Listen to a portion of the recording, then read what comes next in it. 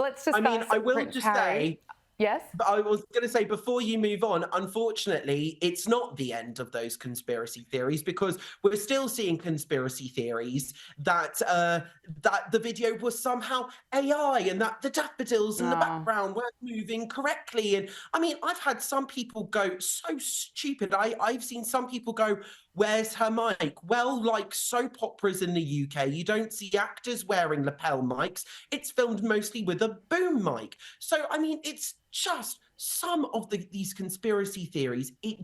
I will say, it frustrates me, because and actually it's almost the fault of the palace, because unfortunately, because they also haven't released the original Mother's Day shot, yeah. there is still that element of guessing, and yes, they're being as transparent as they can be, and as clearly as transparent as the royal family want them to be, despite the fact, absolutely and fairly so, that they're of course allowed a degree of privacy. But it just seems like whatever happens, nothing will be enough for these absolute deranged conspiracy theorists online, and it's incredibly aggravating.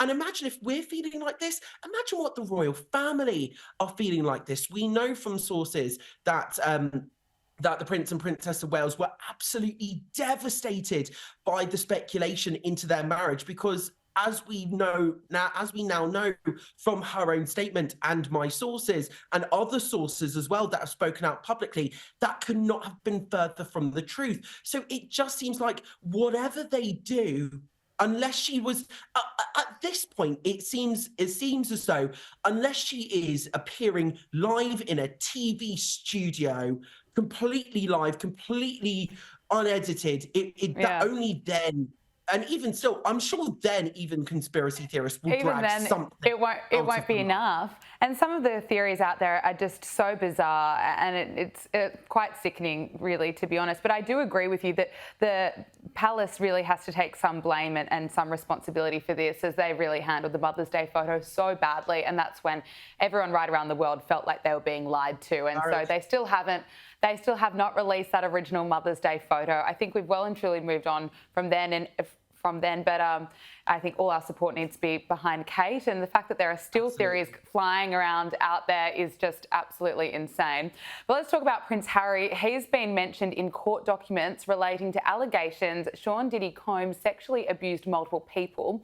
A $30 million lawsuit brought by record producer Rodney Jones claims that Diddy's affiliation with high-profile people, such as Prince Harry, gave his actions legitimacy. Now, the American hip-hop mogul, Combs, has been raided by authorities in relation to the allegations, and there is no suggestion that Prince Harry was involved in any of Sean Combs' alleged wrongdoing, and Mr. Combs has also denied all allegations. Josh, can you talk to us about how Prince Harry has been dragged into this? So it is a $30 million lawsuit, as you said in the link there, by the producer Rodney Little Rod Jones against Diddy. And I've got some of the text here. They say that guests were drawn to alleged sex trafficking parties due to, quote, access to celebrities such as famous athletes, political figures, artists, musicians, and international dignitaries like British Royal Prince Harry. That's what the court documents say. Now, Prince Harry is not named as a defendant in this case. He is also, it is a 73-page document. These court documents are 73 pages. Prince Harry is literally only named just this once. There is absolutely no suggestion of wrongdoing by Prince Harry. He's not a defendant. What we know about past affiliations, we know that Prince William and Prince Harry previously met Diddy, as well as just now disgraced rapper Kanye West, in 2007 at a post-concert party where they thanked all of those that took part in the Concert for Diana benefit that took place at Wembley Stadium on the 1st of July 2007. Now, that would have been Princess Diana's 46th birthday, and the 31st of August that year would have marked 10 years since her tragic passing back in 1997 at the Alma Tunnel in Paris. We don't know if Prince Harry has had any contact or any affiliation with Diddy whatsoever since that time. There is a picture circulating on the internet of Prince Harry being pictured with Diddy as well as Kanye West. So I think he's been dragged into this. I think this is unfortunately death by association here. The fact that he's named is a big thing, but as I said, he's not a defendant. He hasn't been accused of wrongdoing. But one can't help but wonder, because, and I say wonder, I don't want to speculate into any of this case. I mean, one can't help but wonder what Meghan Markle would be feeling about this. Meghan Markle being the feminist that she claims to be on her official website, bearing in mind she's about to launch, or she has launched, a lifestyle brand at the time where the royal family are in crisis. But one can't help but wonder what she would think, because she claims to be such a feminism. Her Archetype podcast was a feminist podcast. It's all about female empowerment, which, by the way, is a good thing. And I'm absolutely not rolling my eyes or turning my nose up whatsoever. I am a feminist at heart as well. Any sort of female empowerment, I think, is always an amazing thing. But one can't help but wonder what she would be thinking about this. The fact that Prince Harry, at least, bearing in mind, okay, he's mentioned once in this, are not accused of any wrongdoing, but the fact that he has been pictured with a rapper that has been accused of sexual abuse and sex trafficking allegations he denies, as well as taking a picture with someone who is also accused of being a virulent anti-Semite as well. This is obviously not the best look for Prince Harry. And that's the thing. I think it's not quite Prince Andrew level. This is not Prince Andrew level allegations, not by any stretch of the imagination. But this is once again the royals being mentioned in a high-profile lawsuit. The last time we've seen this was Prince Andrew mentioned, of course, in the lawsuit with Virginia Giuffre, a lawsuit that he settled, a lawsuit, by the way, in which he did not take or admit to any liability, and he still to this day disputes any and all allegations of wrongdoing. I think that's also important to state. But I think this is just, it's not necessarily the best look for the royal family at this time, when we see the Princess of Wales and His Majesty the King both going through cancer treatment. It's not necessarily the best look. And I also think after the whole Prince Andrew saga, and we're about to relive that in the brand new Netflix movie Scoop, that the royals, the lesser royals, might need to be a little bit more careful going forward with maybe who they are associating with. Yep, you make a great point, and it will be interesting to hear what Meghan Markle thinks of all this. Not sure if we'll get the answer. But as you mentioned, Prince Andrew's car crash interview with the BBC Newsnight host has inspired a Hollywood film called Scoop, as you mentioned. Let's take a look. The story won't be him. It'll be us. Your Royal Highness. Tomorrow night, in an unprecedented interview, we will hear from the Duke himself. You know, I thought that all went very well. All across the world, every paper, on every news channel, this is the story. Go away! This is only going to get bigger. This interview, does it matter? Yeah, it matters. Josh, what can we expect from Scoop? Is it going to be as gripping as that interview? It's actually going to be even more gripping than the interview. I have seen the film. I'm not actually allowed to say too much about it because the embargo for reviews is not quite up just yet. However, I was at the world premiere tonight in London, where the stars of the film walked the red carpet. We saw Gillian Anderson. She plays Emily Maitlis in this. We've got Billie Piper from Doctor Who fame. She plays Sam Sam McAllister, who is the esteemed producer who secured this bombshell interview for BBC Newsnight. We also saw Keely Hawes, who plays Amanda Thirsk, Prince Andrew's private secretary at the time. And we also saw Rufus Sewell, who plays Prince Andrew in this movie as well. And an absolutely, I say this with, and I really mean these words, an absolute bombshell portrayal of Prince Andrew. This film, it is a real nail biter. I can't say too much about it, but what I can say is that there are the approaches that it takes with this. It's quite surprising. It's not necessarily a straightforward approach that you would expect from this film, but the tone is absolutely brilliant.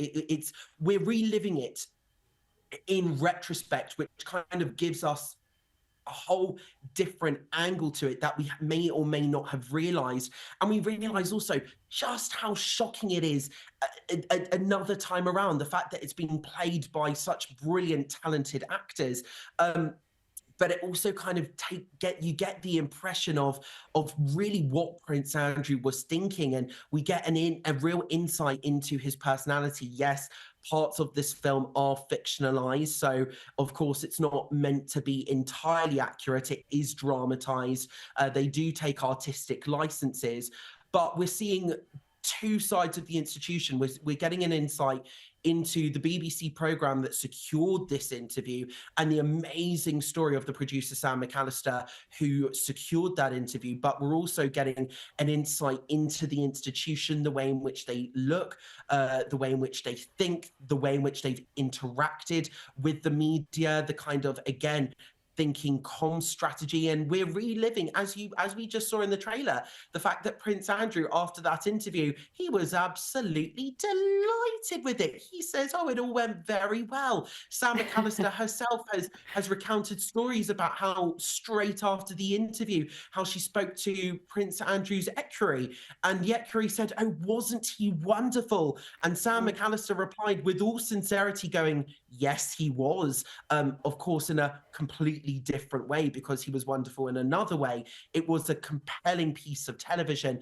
And this is, without giving anything away, this is an absolutely compelling, nail-biting, but also an incredibly surprising movie. But again, a movie which might not be necessarily the best movie to be released for the royal family at this time, given the crisis that they're facing. However, I would say this doesn't exactly reveal anything more about Prince Andrew that we didn't know before. There's no entirely bombshell revelations to take from this. But what we do see is an incredible portrayal, incredible actors, telling a side of the story that we might not realize, gaining a new appreciation for the work that went into that interview, whilst also reliving just the absurdity of the things that were said in that interview, from the no sweat to the Pizza Express and poking, from the unbecoming, bombshell after bombshell after bombshell interview that made front page news across not even just the UK, but across the world. Well, I'm looking forward to it. It was one of the most compelling interviews of all time. Finally, Josh Rom, we did touch on this, but I'd just love to get a bit more of your thoughts. While the royal family are in this vulnerable position with the health battles of King Charles and Princess Catherine, we've seen Meghan Markle being quite busy promoting her new luxury lifestyle brand. Some are saying she's trying to reinvent herself as a version of Gwyneth Paltrow. Can you talk to us about what Meghan Markle's been up to with her new brand and what she's planning on selling? So we've heard rumblings of a lifestyle brand relaunch. Of course, she was famous before she married Prince Harry for the TIG back in the day. And I remember watching clips of Meghan Markle on some of the US talk shows, the morning talk shows, where she used to cook up meals from her website. I think this could be a really good thing for Meghan, actually, because I just hope that she doesn't have any subliminal messages where she trashes the royal family ever in subtle ways. That's what I'm not hoping for, because the thing is, I think we all want, especially in the UK, we just want, if not Meghan and Harry to disappear, we just want them to be happy, to stop trashing the institution again and again and again. So if this is going to make Meghan happy, if this is going to be a way for them to earn money, to pay for the upkeep of their own security out in the States, and if they do not trash the royal family at all in this, I think, well, fair play to you, Meghan. You're just doing you. You're going out there and making a living for yourself away from the royal family. That's great. Maybe involve Prince Harry. Maybe give us insight into what you like away from the spotlight, to what you guys actually, what your lives are actually like away from the cameras, aside from just trashing the royal family. I think this could be a good thing, but the timing of it, I think, suggests a number of things, because of course, I think it suggests either two things, because Meghan and Harry, they're reportedly to be out of the royal family. When I say out, as in if you're out of that family, you know you're out. You've been cut off. So we're unsure currently of Meghan and Harry's situation when it comes to communications with his father, the king, and also Prince William and the Princess of Wales, especially with Prince William. It's reported that the brothers still very much have a strained relationship. That's what my sources are also telling me, that their relationship is still incredibly strained. And whilst the king is communicating more with Prince Harry, the same cannot be said for Prince William. So one, they either could have launched this to take advantage of the royals being in this crisis state that they are, and take advantage of that and explore that lifestyle option, explore that brand option whilst the royals are facing this.